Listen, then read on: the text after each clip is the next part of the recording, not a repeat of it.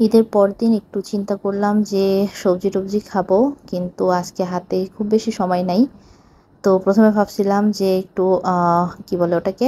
আলু ভর্তা, ডাল, ডিম এগুলো করব। তারপর ভাবলাম যে না থাক ঠিক আছে। একটু সবজি করি। এখানে একটু হচ্ছে কুমড়া ভাজি করলাম। আর এখন হচ্ছে হাতে মেখে মুরগি বসিয়ে দিব। এই হাতে মেখে আ মুরগির মাংস বা গরুর মাংস আমার কাছে বেশ ভাল লাগে। কিন্তু সমস্যা হচ্ছে যে নরম টাইপের কিছু মুরগি হয়, এগুলো হাতে মেখে বানালে না মানে রান্না করলে তেমন একটা মজা লাগে না। কেমন যেন একটা পানসা, পানসা লাগে আমার কাছে। তো এই জিনিসটাই আবার যখন আপনি হচ্ছে গরুর মাংস রান্না করবেন বা হচ্ছে আ শক্ত টাইপের যে মুরগিগুলা হয় মানে লেয়ার মুরগি যেগুলাকে বলে, ওগুলা যখন রান্না করা হয় তখন কিন্তু বেশ মজা লাগে। যাই হোক, আজকে যেহেতু একদমই সময় ছিল না হাতে, সো কিছু আর করার নাই। আমাকে এভাবেই মুরগিটা রান্না করতে হইছে। আর সাথে হচ্ছে ঈদের দিনের বিরিয়ানি ছিল। বিরিয়ানি ছিল বললে ভুল হবে। এখানে শুধু ভাত আর ২ পিস আলু ছিল। তো এইটা একটু গরম করে নিলাম আর সাথে হচ্ছে কয়টা কাবাব ভেজে নিলাম। তো এই তো এগুলা দিয়েই হচ্ছে আমাদের ঈদের পরের দিনের খাওয়া-দাওয়া শেষ করলাম।